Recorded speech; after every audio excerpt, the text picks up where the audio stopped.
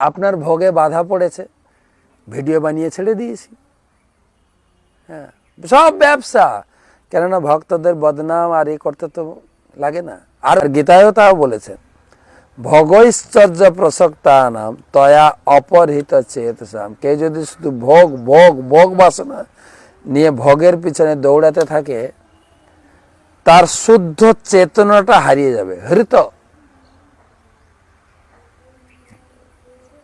কামস্তৈ হৃত হৃত জ্ঞানা পপদ্দন্তে অন্য দেবতা। ভগবান বলছেন, যারা শুধু ভোগ বাসনা খাই খাই খাই খাই আরো চাই আরো চাই, তাদের শুদ্ধ হৃদয়টা চুরি হয়ে গেছে।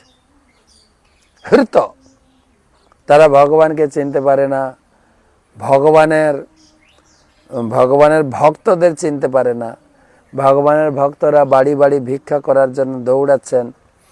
এই তো সাধুরা এসে টাকা পয়সা নিয়ে চলে যাচ্ছে, সব সাধুরা ভোগী।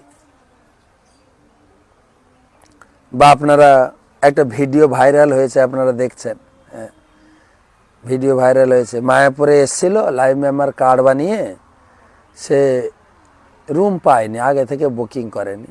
যদিও মন্দিরের পক্ষ থেকে যে এটা বলেছে বা যার কাছে আবেদন করেছিল যে আমি এসেছি, রুম চাই, রুম দেওয়াটা দরকার ছিল, বা রুম নেই ভালো করে বলতে পারতেন। কিভাবে কি আচরণ হয়েছে, আপনার ভোগে বাধা পড়েছে, ভিডিও বানিয়ে ছেড়ে দিয়েছি। হ্যাঁ, সব ব্যবসা, কেননা ভক্তদের বদনাম আর এই করতে তো লাগে না। আর ওটাকে নিয়ে, আর যেহেতু সবাই ভোগী, আমরা ভোগে বাধা ফেলে আমরা ওটা নিয়ে নাচানাচি করি। বহু লোক নাচানাচি করছে, মায়াপুর ব্যবসা। কিন্তু যাদের শুদ্ধ চেতনা, শুদ্ধ হৃদয়, তারাও অনুভব করে, হ্যাঁ, মায়াপুর শান্তির জায়গা, সেখানে কোনো ব্যবসার কোনো প্রশ্নই নেই। আপনাদের সেবার জন্য সমস্ত পরিপাটি, বিশাল বিশাল প্রাসাদ রয়েছে, গেস্ট হাউস রয়েছে, সুন্দর ঠাকুর রয়েছে, এবং সেই সঙ্গে আপনার কি বলা যায়, বড় বড় কিচেন, মহাপ্রসাদের দোকান, যেখানে আপনি বসে ভগবানের প্রসাদ আস্বাদন করবেন, কেবল আপনাদের ভোগের জন্য।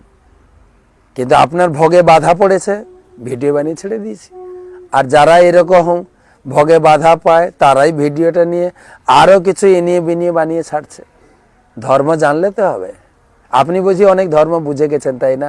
আরেকটা লোক দেখছি ভিডিও বানিয়েছে ওটাকে দিয়ে, আমি এত যাইনি মায়াপুরে, একবার গেছি, আমি দেখে এসছি, বুঝে নিয়েছি। কি বুঝেছেন আপনি?